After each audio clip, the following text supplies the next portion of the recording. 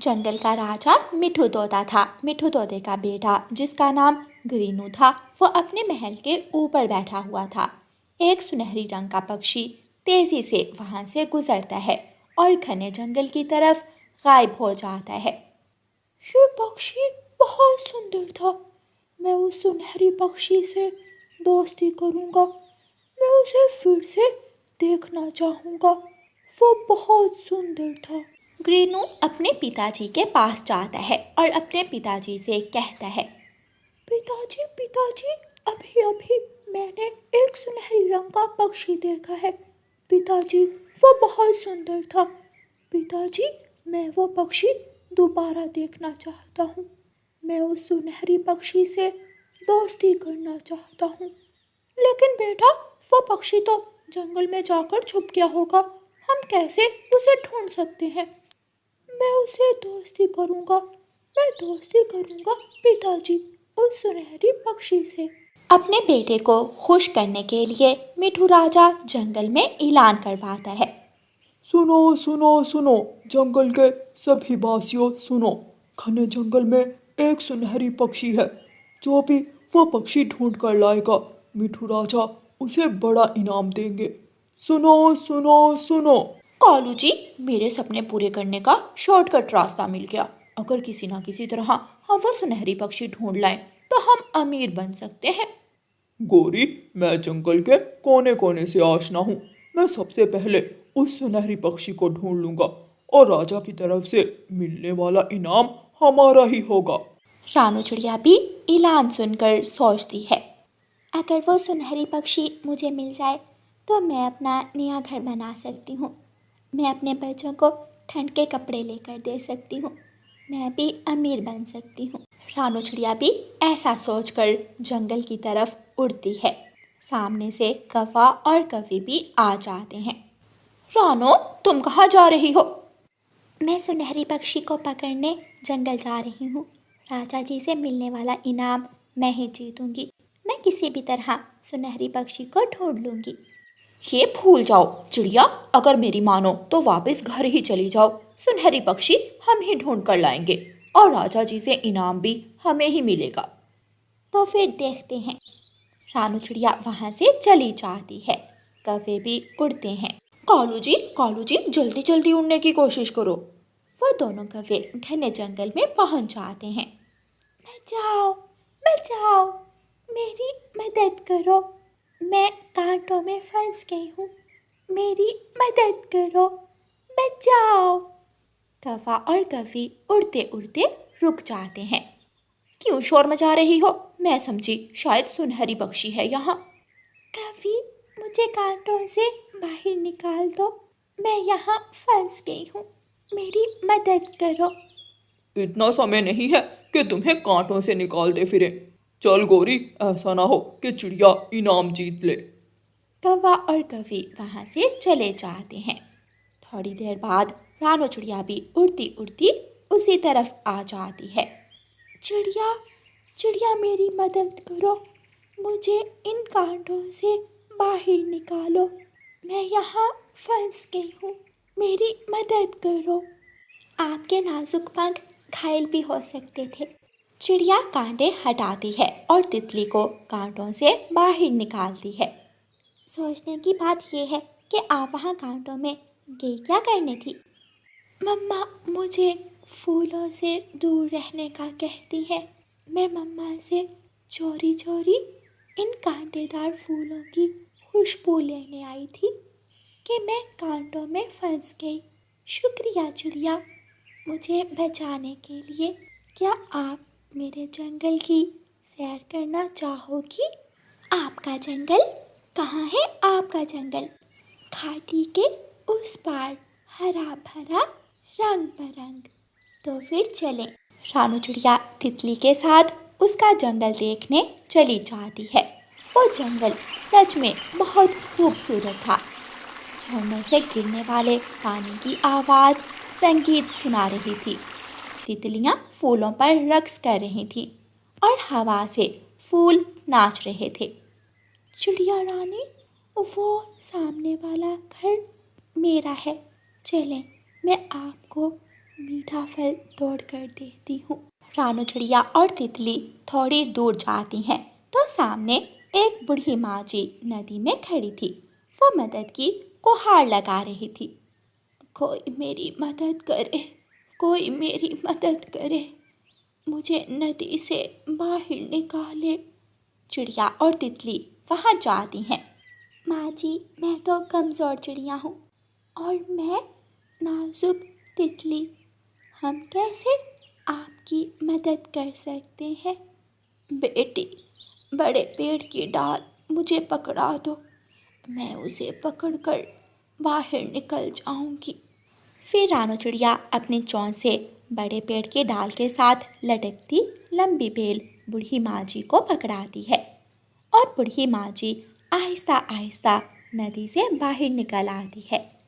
भाग गया, वो फिर से भाग गया, लेकिन आज मैं उसे दाना भी नहीं दूंगी। किसे माँ जी? कौन तंग कर रहा है आपको? मेरा सुनहरी पक्षी, मैंने उसे अपने हाथों से दाना खिला खिला कर पाला है, लेकिन अब बड़ा हो गया है तो कहता है कि मैं तुम्हारे साथ नहीं रहूँगा। सुनहरी पक्षी? माँ जी, कहाँ है वो? चले मेरे साथ, मेरी गुफा में चले, मैं दिखाती हूँ। बूढ़ी माँ जी रानू चिड़िया और तितली को अपने साथ अपनी गुफा में ले जाती है। वो अभी तक आया नहीं है, लेकिन ज़रूर आएगा, वो मुझे मिलने ज़रूर आएगा। आप यहाँ बैठकर इंतज़ार करें। थोड़ी देर बाद सुनहरी पक्षी गुफा के मुंह पर आकर बैठ जाता है। माफ़ करें माँ जी, मैं आपसे पूछे बिना महल देखने चला गया था। जब तुम छोटे थे तो उस वक्त महल क्यों ना गए? मैंने तुम्हें पाल पोस कर बड़ा किया और अब तुम्हें महल देखने का शौक है। माँ जी, क्या ये सुनहरी पक्षी राजा के महल में रहना चाहता है? हाँ, इसलिए तो मेरी और इसकी हर रोज़ लड़ाई होती है। माँ जी, राजा जी के बेटे ने सुनहरी पक्षी को महल की तरफ जाते हुए देखा था। वो सुनहरी पक्षी को अपने साथ रखने की जिद कर रहा है। मैं भी जंगल में सुनहरी पक्षी ही ढूंढने आई थी। अगर आप चाहें तो मैं आप दोनों को महल में छोड़ आती हूँ। बढ़िया बढ़िया, मैं भी महल में रहूँगा और माँ जी भी। चिड़िया चिड़िया, कृपया करें, मेरी इच्छा पूरी कर दें, मैं महल ही जाना चाहूँगा। तितली मेरी दोस्त, शुक्रिया, आपकी वजह से ही मैं यहाँ तक पहुँची हूँ। मुझे एक बार महल जाना। रानू चिड़िया महल की तरफ जाती है। कौवा और कवि पेड़ पेड़ डाल डाल उड़ते फिर रहे थे। वो थक हार कर बैठ जाते हैं। कालू जी, न जाने वो सुनहरी पक्षी कहाँ होगा, कहीं ऐसा ना हो कि चिड़िया उसे ढूंढ ले। गौरी, पिछली बरसात में मैंने सुनहरी पक्षी को इसी जंगल में देखा था। वो महल की तरफ जा रहा था। चलो हम थोड़ा और आगे जाते हैं। राजा जी, मैंने सुनहरी पक्षी को ढूंढ लिया है और वो ग्रीनों के साथ महल में रहने को तैयार भी है, लेकिन उसकी एक शर्त है। शर्त? कैसी शर्त? सुनहरी पक्षी के साथ एक बूढ़ी माँ जी भी इसी महल में रहेंगी। वो अकेला नहीं आएगा। मुझे स्वीकार है। चिड़िया, जाओ और उन दोनों को महल में ले आओ। रानू चिड़िया खुशी खुशी गुफा की तरफ जाती है और सुनहरी पक्षी और बूढ़ी माँ जी को अपने साथ महल में ले आती है। मेरा दोस्त आ गया पिताजी, मैं बहुत खुश हूँ। वाह, ये बहुत खूबसूरत है। महल के अंदर का नज़ारा देखने लायक है। रानू चिड़िया ग्रीनों को सुनहरी पक्षी ला देती है और फिर मिठू राजा इनाम की रकम रानू चिड़िया को दे देते हैं। कौवा और कवि चिड़िया से जलते ही रह जाते हैं और चिड़िया अपनी इनाम की रकम लेकर अपने घर चली जाती है। प्यारे दोस्तों, चिड़िया ने तितली की मदद की और चिड़िया सुनहरी पक्षी को ढूंढने में कामयाब रही, जबकि कौवों ने तितली की मदद नहीं की और वो नाकाम रहे। प्यारे दोस्तों, ऐसे ही हमें भी हमेशा दूसरों की मुश्किल में दूसरों की मदद करनी चाहिए ताकि हमारे लिए भी आसानियाँ पैदा हों। और प्यारे दोस्तों, इस कहानी को लाइक, अपने दोस्तों के साथ शेयर और चैनल को सब्सक्राइब करना बिल्कुल मत भूलना। आपका धन्यवाद। नीलो तोती, जिसका पति पिछली बारिश में मर गया था, वो अपना घर बना रही थी। वो अकेली थी, इसलिए उसे घर बनाने में बहुत मुश्किल हो रही थी। वो पहले नीचे आती और एक लकड़ी उठाती और फिर वो लकड़ी घर की छत पर जाकर लगाती। थोड़ी दूर बैठा हुआ मिट्ठू तोता नीलो तोती को देखकर वहाँ आ जाता है। मेरा नाम मिट्ठू है, मैं इसी जंगल के पूर्व वाली दिशा में रहता हूँ। आपकी मदद करने वाला कोई नहीं है क्या? ये सुनकर नीलो तोती रोने लग जाती है। मेरे पति अब इस दुनिया में नहीं रहे और मैं अकेली हूँ। चुप कर जाओ बहन, मैं हूँ ना, मैं आपका भाई मिट्ठू तोता, आपकी जाति का तोता। मैं करूँगा आपकी मदद, मैं रखूँगा ख्याल आपका। फिर मिट्ठू तोता नीलो तोती के साथ घर बनाने में मदद करने लगता है। उड़ती हुई गोरी कव्वी मिट्ठू तोते को नीलो तोती के साथ काम करवाता हुआ देखकर वहाँ बैठ जाती है। ये मोटी चोंच वाला इस तोती के पास क्या कर रहा है? घर में जवान पत्नी बैठी है और ये मोटी चोंच वाला यहाँ इश्क लड़ा रहा है। मैं अभी जाकर हरियाली तोती को बताती हूँ। गोरी कव्वी भागी भागी हरियाली तोती के पास जाती है। हरियाली, हरियाली, तेरा घर उजड़ने ही वाला है। वो तेरा पति। गौरी, धीरज रखो, आराम से बताओ हुआ क्या है? तेरा पति मिट्ठू तोता जंगल में दूसरी तरफ रहने वाली नीलो तोती के साथ घर बनवा रहा है और मैंने छुपकर उनकी बातें भी सुनी। वो उस तोती से मीठी मीठी प्यार भरी बातें भी कर रहा था। गौरी कव्वी की बात सुनकर हरियाली तोती खामोश हो जाती है। नहीं गौरी, मिट्ठू तो बहुत अच्छा है, वो ऐसे नहीं कर सकता। कल मेरे साथ आना और अपनी आंखों से देख लेना। गौरी कव्वी वहाँ से चली जाती है। नीलो बहन, अब मैं जाता हूँ, बाकी का काम मैं कल आकर करवा दूंगा। मिट्ठू भाई, बहुत बहुत शुक्रिया मेरी मदद करने के लिए। अगर आपका साथ न होता तो मैं अभी तक कुछ भी न कर पाती। मिट्ठू चला जाता है। हरियाली, खाना नहीं दोगी आज? लेकिन हरियाली चुप रहती है। मिट्ठू दोबारा पूछता है। हरियाली, क्या बात है? चुप हो, मुझे खाना ला कर दो। रसोई में पड़ा है, जाकर खुद खा ले। अजीब बात है, किसी बात के बिना ही तुम्हारा मुंह फूला हुआ है। मिट्ठू रसोई में जाता है और वहाँ से एक अमरूद और 2 दाने लेकर खा लेता है। जब मिट्ठू वापस आता है तो हरियाली अपने घोंसले में अपना मुंह दूसरी तरफ करके सोने का नाटक कर रही थी। मिट्ठू भी अपने घोंसले में लेट जाता है। हरियाली, क्या सो गई हो? मेरे सर में दर्द है, मुझे सोने दे। रात गुजर जाती है, सुबह हो जाती है। मिट्ठू, आज आप सुबह सुबह ही कहाँ जा रहे हो? पहले तो भोजन लेने आप 10 बजे जाते हैं। अगर हरियाली को बताया तो तरह तरह के सवाल करेगी। मैं अपने एक पुराने दोस्त से मिलने जा रहा हूँ, शाम को दाना लेकर ही घर आऊँगा। मिट्ठू चला जाता है। हो ना हो, गौरी सच ही बोल रही थी। कल से मिट्ठू मुझे कुछ बदला बदला लग रहा है। हरियाली अपने घर से उड़ती है और सीधी गोरी कव्वी के पास जाती है। गोरी कव्वी अपने घर के बाहर ही बैठी हुई थी। गौरी, मिट्ठू तो आज समय से पहले ही घर से निकल गया है, जल्दी चलो मेरे साथ, वो जरूर उस तोती के पास ही गया होगा। हरियाली, अभी तक तो मैंने नाश्ता भी नहीं किया। ठीक है, मैं यहाँ बैठती हूँ, तुम जल्दी से नाश्ता कर लो। कहाँ? घर में क्या है, दाना ढूंढ कर लाऊंगी तो फिर ही नाश्ता करूंगी। तुम मेरे साथ मेरे घर चलो, मैं देती हूँ तुम्हें नाश्ता। रानो चिड़िया की ऐसी कहानियाँ सुनने के लिए YouTube सर्च बार में रानो चिड़िया की कहानी लिखें या फिर ये बटन दबाकर बोलकर कहें रानो चिड़िया की कहानी।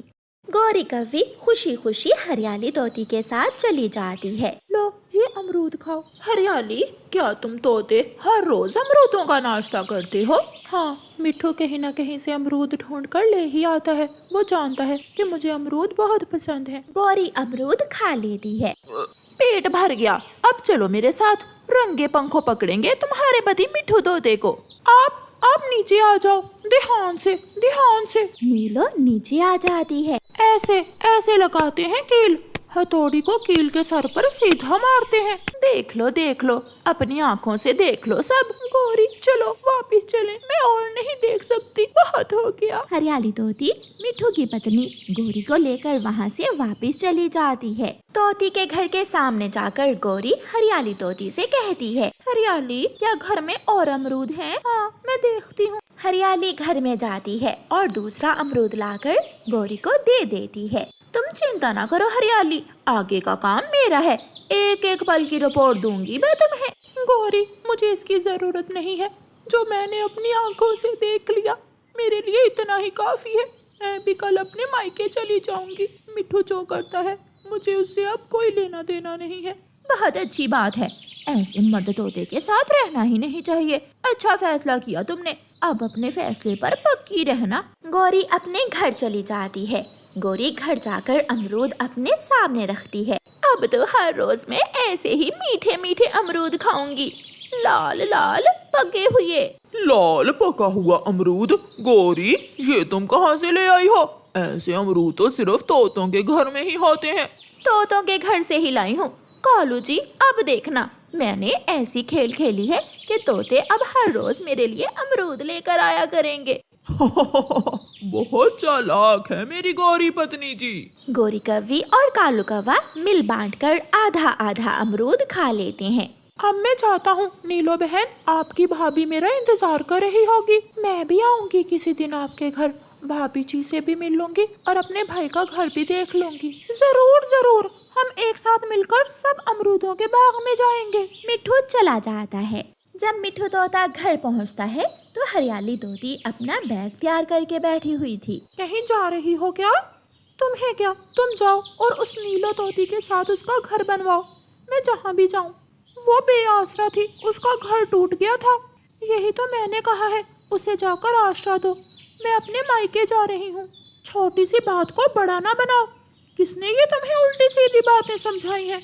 मैं बच्ची नहीं हूँ जो किसी की बातों में आऊंगी। मैं जा रही हूँ।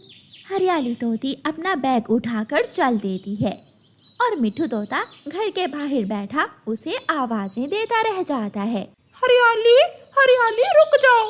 प्यारे दोस्तों, इस कहानी का अगला भाग देखने के लिए कल तक इंतजार करें और ये वाला भाग आपको कैसा लगा है हमें कमेंट करके जरूर बताइए। आपका धन्यवाद।